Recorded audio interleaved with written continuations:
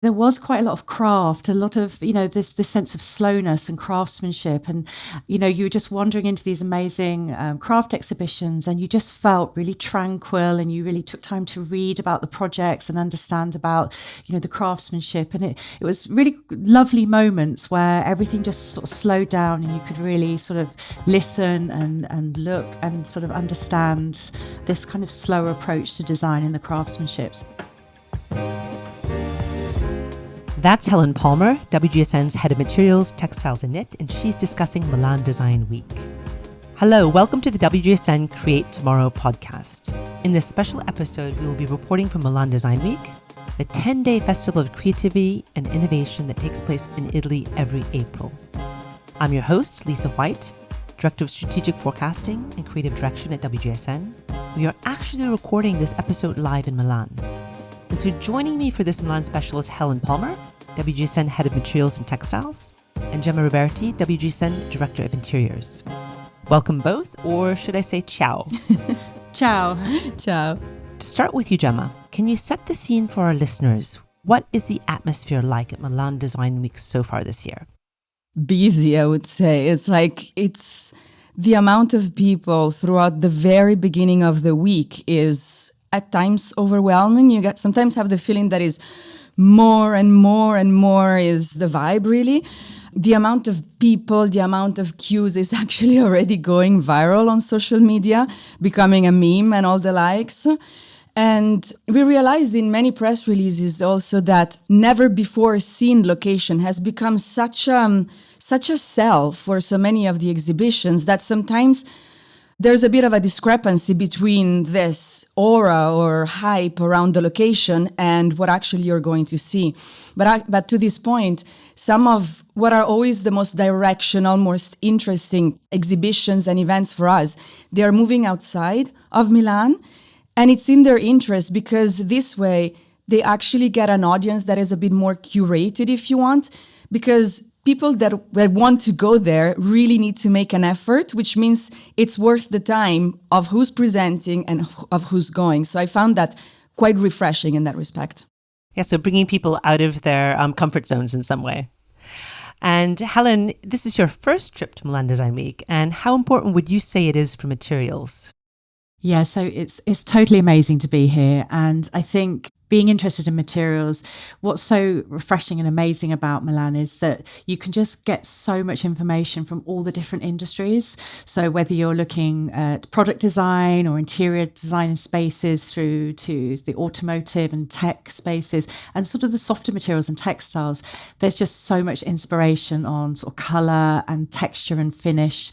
And you find that no matter what the industries, there are sort of trends that pop up and emerge that you can see that sort of transverse all of these industries. And I think when you're working in a specific area, seeing what other industries are doing is really fascinating, and you can really start to see how you can sort of evolve things forward. So for me, it's been absolutely amazing experience. So what was one of your highlights? So there's lots to talk about here. I think that tactility is something that I've seen in so many ways, whether it's virtual tactility or physical tactility. And often we're seeing things that are a combination of the two, where we've got products and materials with a lot of sensorial experiences around them and spaces.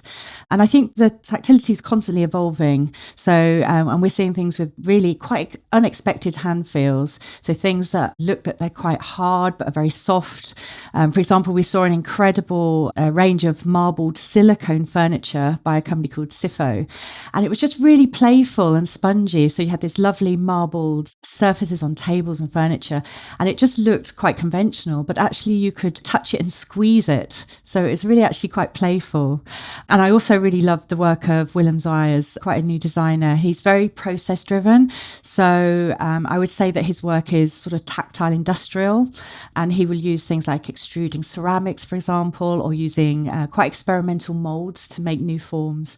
So I just love that sort of experimental approach to tactility and quite unexpected materials or techniques to create just a very different aesthetic.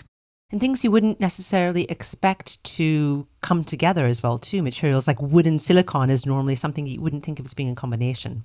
Yes, it's really interesting. And seeing lighting, for example, in ceramic and glass combinations. And again, those two materials are very difficult to navigate. And you're seeing a lot of craftsmanship where you've got objects using two quite different materials together.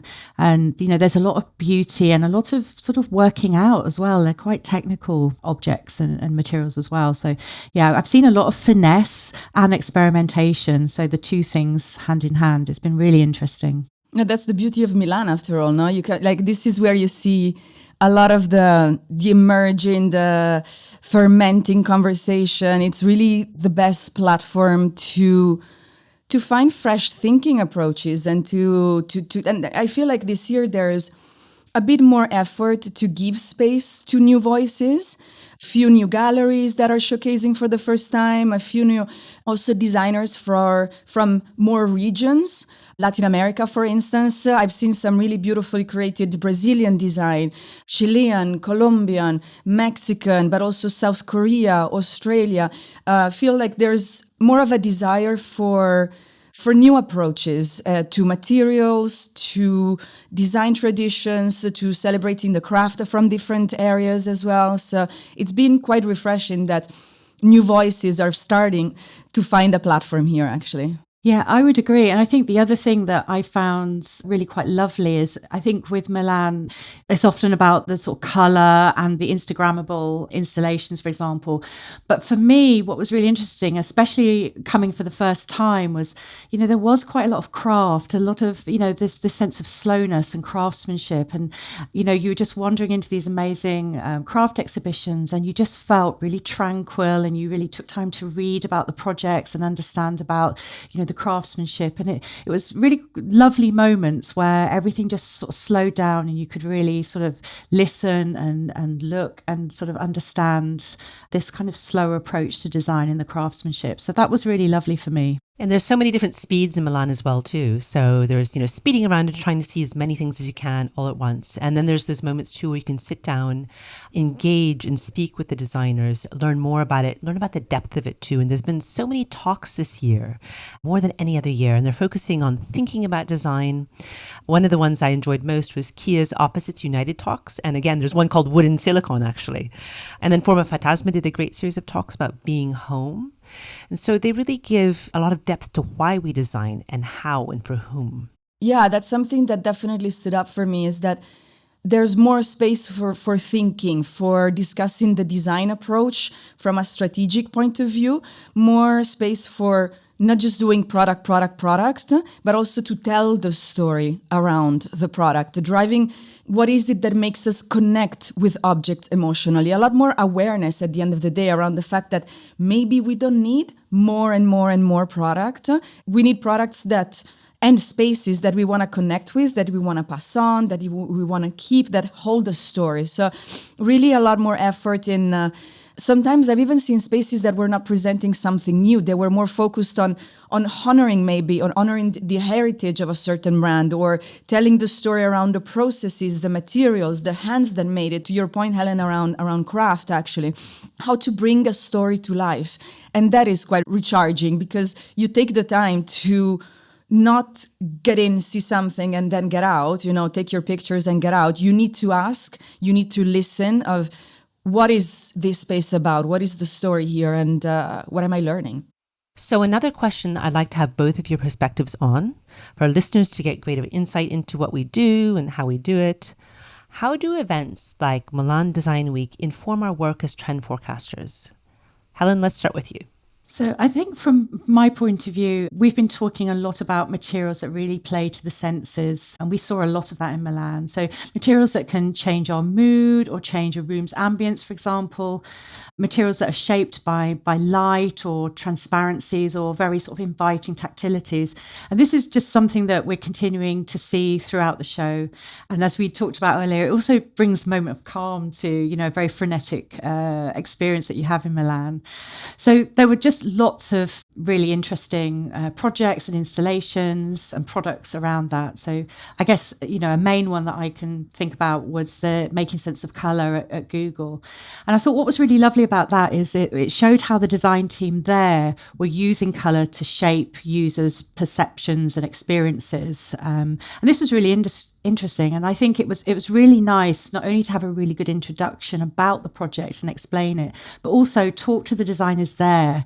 And they talked about their part of the exhibition and how they work, and just giving us insights into how they work with colour and materials. So we were taken on this really wonderful sensorial journey through rooms that explored coloured light. But what was lovely was it was accompanied by sound. So this idea of frequencies that they created that were equivalent to hues and colours. So that was really lovely, and you could take a moment and sit and just sort of be immersed in colour and sound. And then you were taken in these wonderful rooms that asked lots of questions about colour. So what does colour smell like? What does it sound like? What does it feel like? So you wandered through that, and it was very colour-led rooms, very tactile. And then the final room, which I loved, was a dining table that brought with all these amazing settings and food and tech. And it just brought together all of those questions and tactilities around colour. So you could see this whole spectrum of colour played out in objects, tech, food and plates and dining implements. So it was just really nice. And I think the CMF part of it made the whole experience really tangible. And you could really see how the team were working with ideas and colours, and then we could really see the products at the end. So that was really lovely. And I loved Ivy Ross's talk as well too. And, she's the mind behind all of these things at Google. And she said something really interesting. She said, aesthetics is not about making things pretty. It's about optimizing all of the senses. And I know, Gemma, you were a good focus on that as well too. I really loved actually a work in terracotta by Rio Fukusada and Rui Pereira. So two designers that work across Denmark and Japan. And they presented some lighting and pieces using a clay from a specific region and an artisan in Japan, where when the clay is fired, there is a gas inside it that oxidizes and achieves a finish that looks like it's actually cast metal. So it's got this kind of metallized finish, very elemental again. And there's something really interesting about this play of it's actually terracotta, but it looks like a very industrial, very raw metal product. There was a lot of that again. And then to compensate that, I would say also curtains. There's something, we've been calling curtains and that return to softness, using kind of soft spacing within designing rooms, designing interiors. And it's really beautiful to see it come to life with, very flowing curtains that, for instance, separate the different talents that are showcasing in a space, or, zoning the different areas within the exhibition space. Very fine gauzes, but also very heavy, very billowing drapes. And it just becomes very warm, very inviting into the room. You're listening to a special edition of Create Tomorrow about Milan Design Week, recorded live from Milan. I'm your host, Lisa White, Director of Strategic Forecasting and Creative Direction at WGSN. And joining me for this Milan special is Helen Palmer, WGSN's Head of Materials and Textiles, and Gemma Riberti, WGSN's Director of Interiors. And we are all reporting live from Milan Design Week. So there's so much innovation as well too, obviously. And this is where people come to showcase. Brands come, innovators come, students come to showcase their innovation. So what new innovations and new trends have you noticed this year, Helen, for example? One of the things that I started to see and have sort of taken note of is a sort of preoccupation with water. And I think that obviously comes from a place of water scarcity and the fact that we need to look at being much less wasteful using water when you're manufacturing materials, for example. But also, again, sort of playing back to what Gemma said, that sort of elemental feel. We've seen a lot of things around soil and earth and clay, but I guess I really picked up on this theme of water. So it's kind of like materials that are either using water within a product, such as lighting, or incorporating liquid movement, materials that have a sort of a drapey quality, a liquidity about them. And also we saw a lot of installations that were around movement and tides and water as well. So there were several examples there. One of the things I loved, there was a beautiful horizontal tubular glass light at Rossana Orlandi's gallery. I think it's by Moooi, and it's called The Shape of Water. It was lovely, and it was filled with water, and it was gently sort of just undulate, just moving, and it cast this most beautiful reflections on the concrete floor, and it was really captivating. It was a real moment to see it. And what was great about that too is when you walked into the room, it would sense your presence and the water would start moving even more quickly. So there was an interaction between yourself and the water and the lamp. It was wonderful. It really gave you a sense of flow. It was really captivating. And then at House of Switzerland, there was a really nice project called Back to the Source by Philippe Ribon. And it was a series of 5 artifacts. I think some were more obvious forms like a vase or a jug, but incorporating and really celebrating the sort of the healing qualities of the springs and the water in Switzerland. That was lovely. And then I guess in terms of water, I'm seeing a lot of AI sort of imagery around water as well. So, for example, Samsung's Newfound Equilibrium exhibition, which is about balancing the sort of human and the technological. I think the 4th room in particular was really lovely. It was a sort of a dream landscape. So it had these wonderful skies and this lovely sort of dawn sort of feeling with the skies very pink and soft pastels. But the floor was a reflective, metallic, undulating material. And it just looked like rippling sea. So it's really reflecting these lovely clouds and sunrise. So the material aspect of it was just really beautiful. This sort of using materials to reflect colour and movement as well. So yeah, I'm sort of seeing water as a really interesting theme when we're talking about elemental materials and products. And it really helps with flow and with wayfinding as well too, you know, when you can kind of like advance in a wave, so you go from space to space and know where you're going and know how to get in and out. Exactly. So Gemma, how about you? What are some of the innovations and new trends you've been seeing here? To Helen's point about materials, I really think that there is great efforts in materiality and really trying to bring things further to commercially viable levels. For instance, Jack presented a new collaboration with a Dutch designer, a material experimental designer, Christian Meindertsma, and they launched what they call flaxwood. So basically, they're architectural tiles, completely natural and derived from linseed oil. So like the waste from linen, basically.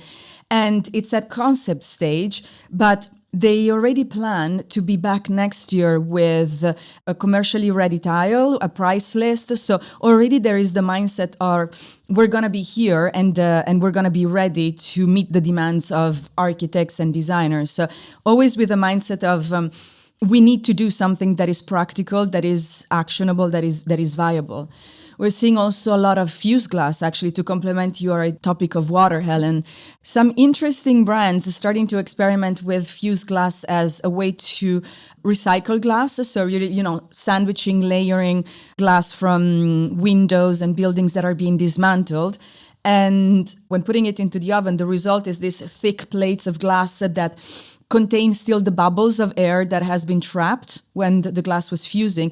And it's so, there's all this billowing, beautiful movement on the glass and the thickness of it, and seeing it in the work of 6 a.m. Glass Studio, for instance, turning into furniture, into shelving. Or Lasvit playing with that as well, with these architectural installation. It can be something really striking, really playing with the reflections, light and shadow, really nice. Going back to the senses, I was really fascinated this time about the integration of sound in design, particularly sound vibrations. And like at Calle, I just popped in there to see what they were doing with their bathrooms this year. And they launched a bathtub that you can connect to sound. So audio files on your phone, for example. And the bathtub's not a speaker, but it gently vibrates to transfer the sound to your body. So you can actually feel the music while you're taking a bath. It was really amazing.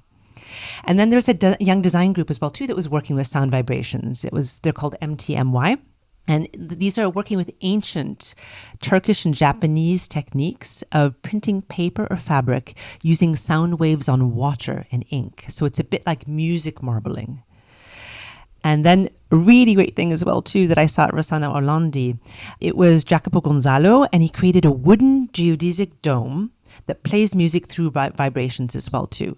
So absolutely fascinating. It's not really a speaker, but it is a speaker, and it's all about the vibrations. He calls it sound geometry. So it kind of feels like the whole world in the design world can vibrate with sound. It's very hyperhaptic, to your point.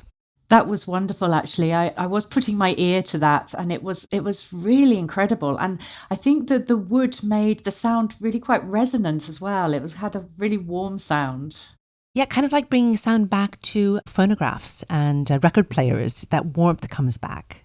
So I wanted you each to pick one thing, big or small, that gave you a glimmer, which is a trend that we're talking about a lot for 2026, a moment of joy, something that almost changes your day.